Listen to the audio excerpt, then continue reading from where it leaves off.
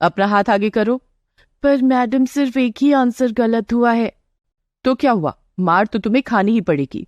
पूजा ने हाथ आगे किया। शालिनी मैडम ने पूजा के हाथ पर छड़ी से मारा। पूजा दर्द से चिल्ला उठी, मर गई। मेरी क्लास में ठीक से पढ़ाई नहीं करोगे तो ऐसा ही होगा। शालिनी मैडम पूजा को मारने लगी। मुझे छोड़ दीजिए मैडम, मुझे छोड़ दीजिए। सजा तो तुझे देनी ही होगी। अगर मार नहीं खाना चाहती है तो आज दिन भर मेरी नौकरानी बनकर रहना होगा। ठीक है मैडम, मंजूर है। पूजा एक दिन के लिए शालिनी मैडम की नौकरानी बन गई। शालिनी मैडम ने पूजा से खाना लाने को कहा। पूजा बाहर से खाना ले आई। शालिनी मैडम ने उससे कहा पैर दबाने के लिए। पूजा ने वही किया जो शालिनी मैडम ने कहा। ये सब अपने माता पिता को मत बताना, नहीं तो स्कूल से निकाल दूंगी। नहीं नहीं मैडम, मैं किसी से नहीं कहूंगी। असल में ये स्कूल माधव जी का है। माधव जी विधायक हैं और शालिनी मैडम माधव जी की बीवी। इसीलिए वो हमेशा स्टूडेंट्स पर रौब जमाती है। आज भी उन्होंने यही किया। शालिनी मैडम ने पूजा से कहा, तू यहीं रुक, मैं भी बाथरूम से आती हूँ। शालिनी मैडम बाथरूम चली गई।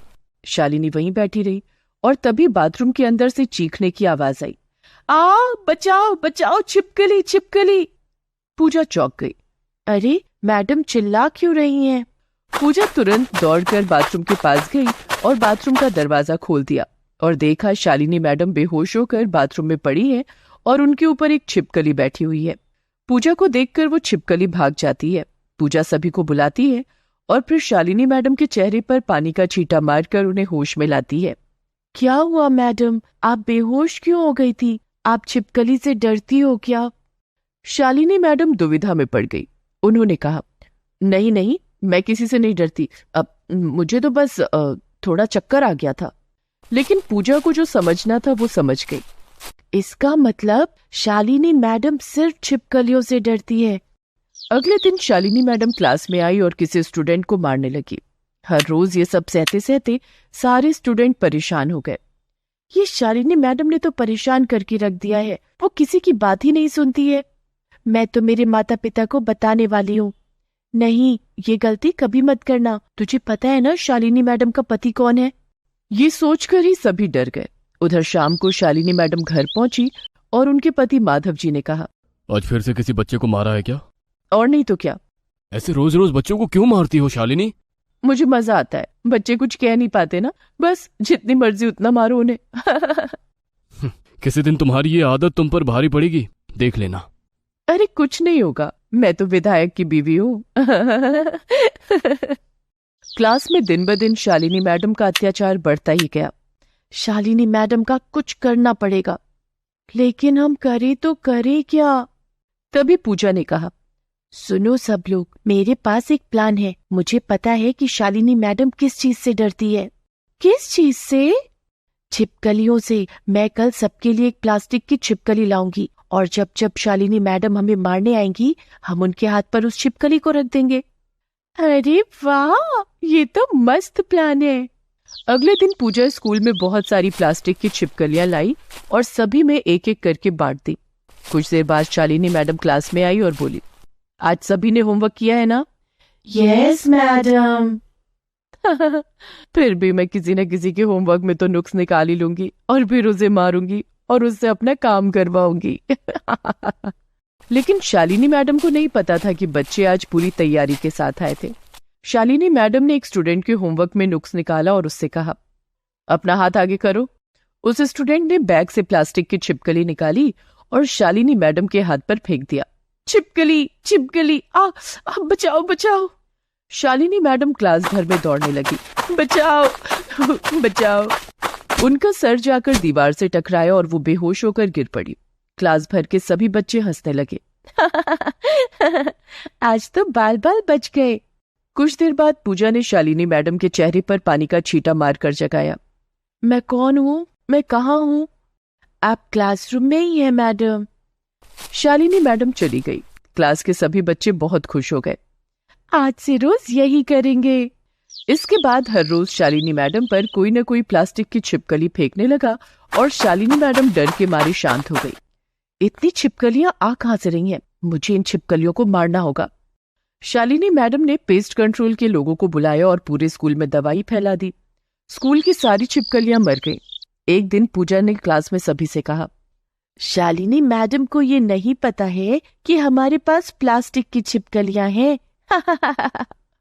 और ये बात शालिनी मैडम ने सुन लिया और वो सामने आ गई। अच्छा, तो ये सब तुम्हारा क्या धरा है? आज तो तुम्हें सजा मिलेगी। शालिनी मैडम ने पूजा को एक अंधेरे कमरे में बंद कर दिया। स्कूल खत्म होने दो, उसके बाद तुम्हें देखती हूं मैं। पूजा डर गई।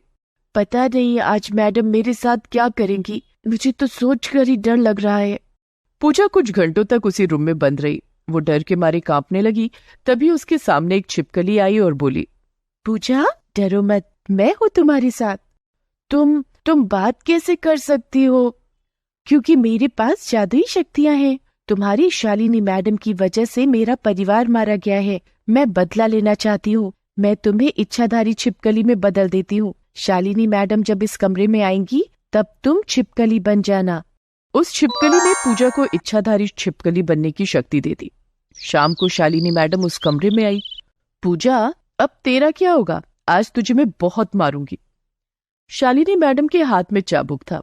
वो चाबुक लेकर पूजा की ओर बढ़ने लगी और तभी पूजा छिपकली में बदल गई और शालिनी मैडम पर छलांग लगा दिया। अरे बाप रे, तू छिपकली है! बचाओ बचाओ, इच्छाधारी छिपकली, बचाओ बचाओ। शालिनी मैडम दौड़कर स्कूल के बाहर चली गई और कभी भी वो नहीं लौटी। उन्होंने स्कूल आना ही छोड़ दिया। सभी शालिनी मैडम के अत्याचार से बच गए और वो छिपकली पूजा की दोस्त बन गई। मधु रसोई में खाना बना रही थी। उसकी सास जानकी वहीं पर खड़ी थी। इतने में मधु को पाद आ गई और उसने मन ही मन सोचा, अरे यार अब क्या करूं, धीरे से छोड़ देती हूँ। मधु ने धीरे से पाद मार दिया, लेकिन उस पाद की इतनी बदबू थी कि जानकी ने हाथ से अपनी नाक बंद कर ली। अरे बहू, ये बदबू कहाँ से आ रही है? पता नहीं माँ जी, बाहर से आ रही होगी। मधु ने बात को टाल दिया। मधु के पेट में हमेशा से ही कुछ न कुछ गड़बड़ चलता रहता था, इसीलिए मधु हमेशा परेशान रहती है। शादी से पहले सब कुछ सही था, लेकिन मधु के ससुराल में बहुत ज्यादा मसालेदार खाना खाया जाता है, इसीलिए शादी के बाद से ही मधु के पेट में गड़बड़ शुरू हुई है। शादी के बाद मधु जब पहली बार रसोई में घुसी तब उसकी सास ने कहा, ये क्या बहू, इतना सा मिर्च पाउडर क्यों दे रही हो? और डालो। और लेकिन ज्यादा तीखा खाने से पेट खराब हो जाता है। अरे हम लोगों को कुछ नहीं होता है, तुम मिर्च पाउडर डालो। मधु ने बहुत ज्यादा मिर्च पाउडर डाल दिया, लेकिन खाते समय उसके ससुर ने कहा, अरे ये खाने में टेस्ट नहीं आ रहा है, तीखापन थोड़ा कम है। मधु के पति रमेश ने कहा, मधु और ज्यादा मिर्च डाला करो, हम तीखा खाते हैं। लेकिन मधु को तीखा खाने की आदत नहीं थी, इसीलिए कुछ ही दिनों में वो बीमार पड़ गई। उसके पेट में गैस होने लगा। उसने रमेश से कहा, सुनो जी, मुझे इतना तीखा खाने की आदत नहीं है, मेरे पेट में गैस हो रही है, चलो ना डॉक्टर के पास चलते हैं। अरे ऐसी छोटी छोटी बातों पर डॉक्टर के पास कौन जाता है? हाँ, कुछ दिन तीखा खाओ, आदत पड़ जाएगा। रमेश ने मधु की बात को टाल दिया। मधु ने किसी से और कुछ नहीं कहा और आज रसोई में उसकी पाद निकल गई और जानकी बदबू सह नहीं पाई। जानकी वहां से भाग गई। रात को खाना खाने के बाद मधु रमेश के पास सो गई और नींद में 2-3 पाद मार दी। रमेश नींद से उठ गया। अरे मधु, बदबू से मेरा सर चकराने लगा है, ये सब क्या कर रही हो तुम? मैंने तो पहले ही कहा था कि मुझे डॉक्टर के पास ले चलो, पर तुमने नहीं सुना। डॉक्टर के पास जाकर फालतू पैसे खर्च करने की कोई जरूरत नहीं है। कल से और ज्यादा तीखा खाना खाओ, सब कुछ ठीक हो जाएगा। मधु तीखा खाने लगी और इतने में गर्मी बहुत ज्यादा बढ़ गई और रमेश उसी दिन 2 किलो चिकन ले आया। आज बड़ा बिरयानी खाने का मन कर रहा है। मधु, अच्छे से बिरयानी बनाना। हाँ, और तीखी मिर्च डालना मत भूलना। इतनी तीखी मिर्च डालना कि बिरयानी लाल रंग की बने, तभी तो बिरयानी खाने में मजा आएगा। मधु चुपचाप वैसी ही बिरयानी बनाने लग गई। उसने बहुत ज्यादा तीखी मिर्च डाल दी और बिरयानी खाकर सभी ने कहा, वाह मधु, आज जाके तुमने कुछ अच्छा बनाया है, बहुत तीखा है। तीनों ने मजे से बिरयानी खाई, लेकिन बिरयानी खाते समय मधु की हालत खराब हो गई। अरे यार, इतनी तीखी बिरयानी कौन खाता है, क्या करूं, खाना तो पड़ेगा ही। मधु ने कैसे भी करके बिरयानी खा लिया। उसका चेहरा लाल हो गया और उसी दिन उसका पेट भी खराब हो गया। रात को वो रसोई में खाना बना रही थी, तभी उसे जोर से पॉटी आई। अरे बाप रे, पेट में बहुत दर्द हो रहा है, मुझे अभी वॉशरूम जाना होगा। मधु बाथरूम जाने ही वाली थी कि तभी बाहर से जानकी ने चिल्लाकर कहा, बहू जल्दी खाना बनाओ, हम सबको भूख लगी है। ठीक है माँ जी। मधु बाथरूम नहीं जा पाई, लेकिन उसके पेट में दर्द बढ़ने लगा। क्या करूं? हाँ, यहीं पर कर देती हूँ, बाद में फेंक दूंगी। एक बर्तन के अंदर मधु ने पॉटी कर दी और उसे ढक कर रख दिया। उसके बाद खाना बनाकर सबको खिला दिया और फिर वो सो गई। रसोई से अपनी पॉटी को फेंकना भूल गई। अगले दिन फिर से खाना बनाते वक्त उसे पॉटी आई। एक काम करती हूँ, उसी बर्तन में कर देती हूँ। मधु ने उसी बर्तन में फिर से कर दिया और ढककर खाना बनाने लगी। तभी रमेश ने आकर कहा, मधु आज मेरे दोस्त लोग आने वाले हैं, आज शाम को तुम्हें करीब 20 लोगों का खाना बनाना होगा। ठीक है, मैं बना दूंगी, लेकिन मेरा पेट खराब है, मुझे डॉक्टर के पास जाना होगा। फिर से वही बात, ये सब पेट वेट कल ही ठीक हो जाएगा, तुम खाना बनाने पे ध्यान दो। रमेश ने बात को फिर से टाल दिया। ये लोग मुझे डॉक्टर के पास नहीं ले जाएंगे। हे भगवान, मुझे बचा लो, ऐसे ही चलता रहा तो मैं कुछ दिन में मर जाऊंगी, मुझे बचा लो भगवान। मधु ने पूरा दिन रसोई में बिता दिया। उसे बाथरूम जाने का भी मौका नहीं मिला, इसीलिए वो उसी बर्तन में बार बार पॉटी करती रही। शाम हो गई। रमेश के दोस्त लोग आ गए और खाने का इंतजार करते रहे। यहाँ बेचारी मधु अकेले क्या करेगी? खाना तैयार हुआ? नहीं, थोड़ा बाकी है। और कितना टाइम लगेगा मधु? कुछ तो हुआ होगा। अरे इस बर्तन में क्या है? ये बर्तन तो ढका हुआ है, मैं यहीं पहले ले जाता हूँ। अरे नहीं, वो नहीं। रमेश के पास मधु की बात सुनने का टाइम नहीं था। वो उसी बर्तन को ले गया जिसमें मधु ने पॉटी करके रखी थी और अपने दोस्तों को वही सर्व कर दिया। सभी दोस्त लोग छीछी करने लगे। छी छी छी छी छी, हमें घर बुलाकर पॉटी खिलाता है।